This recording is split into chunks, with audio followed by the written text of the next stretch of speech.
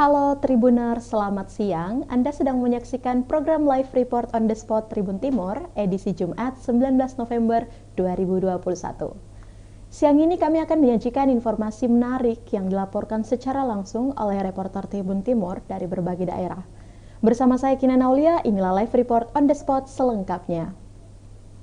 Berita pertama datang dari Kabupaten Maros, yaitu hanya bayar 2.000 kita dapat menikmati keindahan Istana Kars Maros yang menjadi salah satu destinasi wisata yang cukup banyak dinikmati oleh masyarakat, khususnya di Kabupaten Maros. Untuk informasi lebih lengkapnya, kita sudah terhubung langsung dengan reporter kita, ada Nurul Hidayah. Halo, rekan Nurul, bisa dengar suara saya? Bisa. Halo, selamat siang Kinan. Siang Nurul, boleh dijelaskan rekan Nurul, apa saja yang menjadi daya tarik wisata di Istana Kars khususnya di Kabupaten Maros? Silahkan. Baik, Tribuners, bagi Anda yang ingin menghabiskan akhir pekan, saya memiliki satu lokasi wisata di Kabupaten Maros yang bisa Anda jadikan opsi untuk menghabiskan akhir pekan Anda. Inilah Istana Kars Maros. Nah, Istana Kars Maros ini merupakan destinasi wisata yang masih cukup baru, namun memiliki banyak sekali site-site yang dapat digunakan untuk bersuah foto bersama keluarga. Di antaranya ada Sumur Jodoh, yang kedua ada Gua Labirin, dan juga yang ketiga ada yang namanya Istana Kars yang bisa kita jumpai saat memasuki area wisata ini. Kemudian juga yang menjadi keunikannya di sini, Kars-Karsnya itu berbeda di tempat lainnya, di mana ada banyak sekali bentuk-bentuk yang unik dan juga pemandangan persawahan yang sangat membentang, dan ini menjadi nilai plus tersendiri untuk Istana Kars Maros ini. Baik rekan Nurul, setelah launching familiarization trip, apa saja fasilitas baru yang akan ditawarkan di Istana Kars Maros tersebut?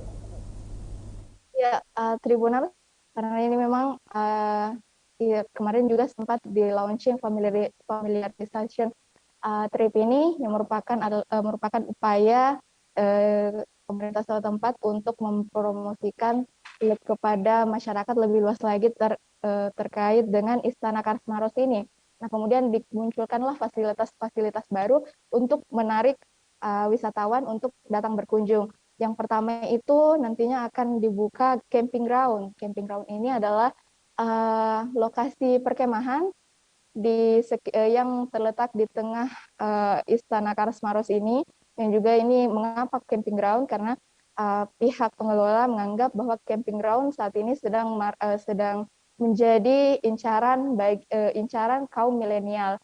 Kemudian yang kedua itu nantinya akan ada rakit bambu yang benar-benar tradisional, yang ini nanti bisa digunakan untuk mengelilingi area Istana Kars Maros ini.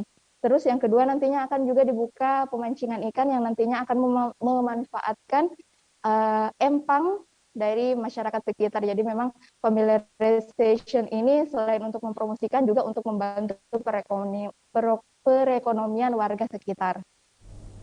Baik rekan Nurul, melalui destinasi Istana Kars Maros juga ini, apa dampak positif bagi pemerintah daerah Kabupaten Maros dari adanya program familiarization trip yang ditawarkan di Istana Kars Maros?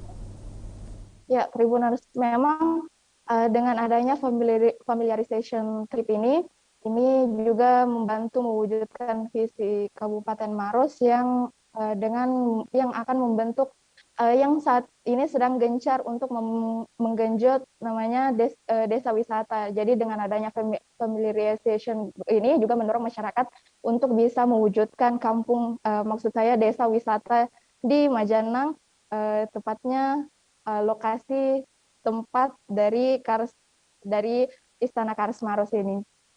Selain itu juga pemerintah akan untuk mewujudkan hal tersebut juga pemerintah akan membangun fasilitas-fasilitas baru yang tentunya dapat menunjang untuk kemajuan dari wisata ini. Baik, terima kasih rekan Nurul atas informasinya. Baik Tribuners, kita akan melihat video wawancara langsung yang telah dihimpun oleh wartawan Tribun Timur, yaitu Ketua Panitia Familiarization Trip Muhammad Asfar yang dilanjutkan dengan Bupati Maros Kaider Syam. Berikut kutipannya. Apa sih keuntungan yang didapatkan Pemkab Maros dari adanya familiarization trip ini? Ya, jadi kegiatan ini adalah launching untuk trip di Istana Kartini. Jadi Istana Kartini adalah bagian dari Geopark Maros Pangkep. Jadi alhamdulillah kita bisa saksikan keindahan kars-kars kita, dan dengan adanya kerjasama antara pemerintah daerah dan desa dan juga dibantu oleh Poltekpar Pariwisata, ini melatih masyarakat kita bagaimana bisa mewujudkan desa Botolempa ini menjadi desa wisata. Apa dukungan yang akan diberikan Pemkab Pak untuk itu? Ya, mungkin kita secara khusus ya infrastruktur sudah ada juga jalan, tapi belum tuntas sampai di lokasi sini. Ini mungkin akan kita wujudkan di tahun depan, bagaimana perbaikan infrastruktur kembali, dan juga bagaimana sarana dan prasarana di Istana Kars ini. Ini yang harus kita jaga. Belakang itu, di situ sebenarnya adalah spot foto yang paling utama.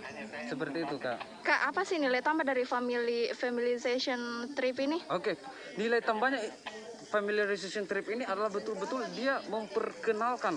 Jadi jika kata familiarization trip ini kita tiadakan, seumpama hanya sekedar launching saja, pukul gong sudah selesai pulang. Tapi familiarization trip ini setelah pukul gong Pak Bupati akan pergi lagi jalan-jalan untuk melihat itu. Seperti itu rangkaian acara konsepnya. Konsep untuk keluarga juga ya, Bu? Ya, betul sekali Fam Tri, betul. Kak, tadi saya lihat ada tenda ya di sana. Itu apa sih? Yang tenda, oh ya, tenda camp di sana. Aha. Jadi di sana selain menyediakan aktivitas di mana kita bisa melihat tempat-tempat wisata atau daya tarik wisata di sini, kita juga bisa melakukan aktivitas camping ground. Oh, jadi sebelumnya tidak ada ya? Ya, sebelumnya tidak ada. Jadi kita di sini, alhamdulillah kami mahasiswa dari Politeknik Pariwisata Makassar. Kebetulan kita melakukan studi lapangan pariwisata di sini, dan kita mengangkat wisata Istana Kars sebagai daya tarik wisata yang unik, dan kita hadirkan camping ground, di mana itu juga sangat familiar kepada anak muda dan milenial sekarang seperti itu. Kak, Yang suka camping. Kak, selain camping ground tadi apa lagi yang yang ditawarkan setelah adanya familiarization trip ini? Camping ground sebenarnya ada juga rakit yang terbuat dari bambu, Kak, yang bisa akan dilaksanakan di sebelah sana dan di bagian depan, tapi kebetulan rakitnya belum terrealisasi, tapi itu sudah masuk di wacana dan konsep kita. Oh, jadi yang baru di sini ada camping ground, dan memancing juga seperti itu, Kak. memancing Dan farm trip, jalan-jalan untuk melihat tempat wisata itu. Itu nanti akan diadakan. Itulah tadi video wawancara langsung oleh Bupati Maros, dan terima kasih Nurul Hidayah atas laporannya dan selamat bertugas kembali. Baik Tribuners, kita akan kembali dengan informasi dari Wajo mengenai pernikahan anak di bawah umur meningkat, namun seusai jeda berikut.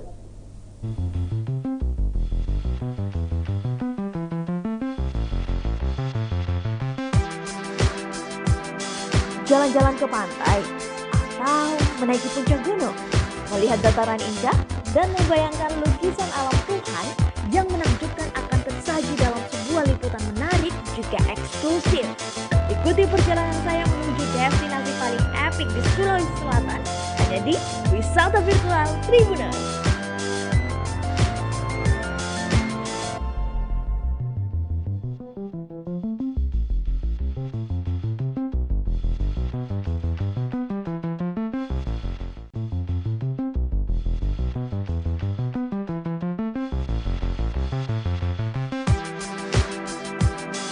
Jalan-jalan ke pantai atau menaiki puncak gunung, melihat dataran indah dan membayangkan lukisan alam Tuhan yang menakjubkan akan tersaji dalam sebuah liputan menarik juga eksklusif. Ikuti perjalanan saya menuju destinasi paling epik di Sulawesi Selatan, hanya di Wisata Virtual Tribuners.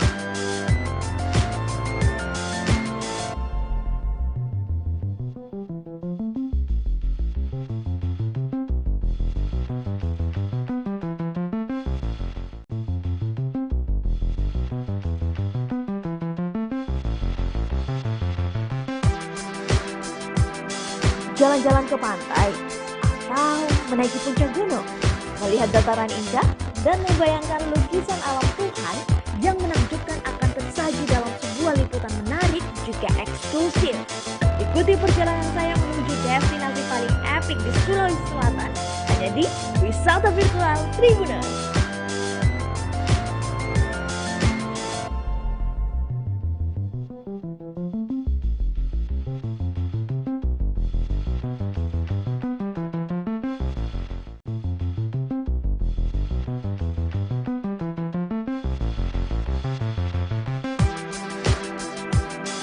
jalan-jalan ke pantai, atau menaiki puncak gunung, melihat dataran indah, dan membayangkan lukisan alam Tuhan yang menakjubkan akan tersaji dalam sebuah liputan menarik juga eksklusif. Ikuti perjalanan saya menuju destinasi paling epik di Sulawesi Selatan, hanya di Wisata Virtual Tribuners.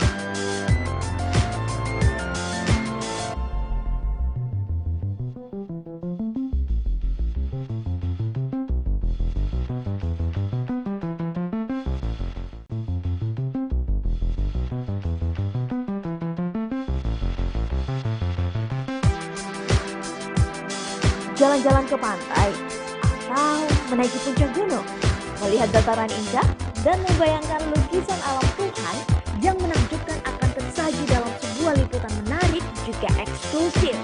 Ikuti perjalanan saya menuju destinasi paling epik di Sulawesi Selatan, hanya di Wisata Virtual Tribuners.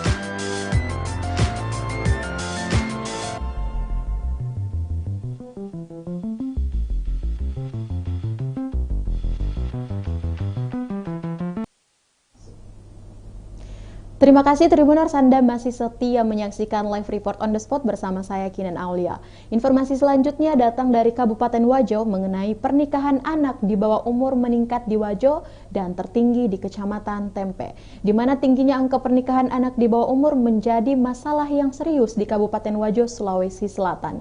Dinas Sosial Pengendalian Penduduk, Keluarga Berencana, Pemberdayaan Perempuan dan Perlindungan Anak, Dinsos P2K BP3A Kabupaten Wajo mencatat angka pernikahan anak meningkat pada 2021 ini ketimbang 2020 lalu. Kasus pernikahan anak di bawah umur paling banyak ditemukan di Kecamatan Tempe sebanyak 82 orang. Untuk itu kita sudah terhubung langsung dengan reporter Tribun Timur yang berada di lokasi, ada Hardiansyah Abdi Gunawan. Halo rekan Hardiansyah. Halo Mbak Kinan. Baik, bagaimana kenaikan angka pernikahan anak di bawah umur di Kabupaten Wajo? Ya, terima kasih bahwa Dinas Sosial Pengendalian Penduduk, Keluarga Berencana, dan Pemberdayaan Perempuan dan Perlindungan Anak Kabupaten Wajo atau Dinsos P2 KBP3A mencatat bahwa pada tahun 2020 ada sebanyak 576 anak yang meminta rekomendasi untuk melakukan pernikahan di bawah umur. Lalu pada tahun 2021 ini hingga pertengahan November 2021 tercatat ada sebanyak 675 anak yang meminta rekomendasi untuk menikah.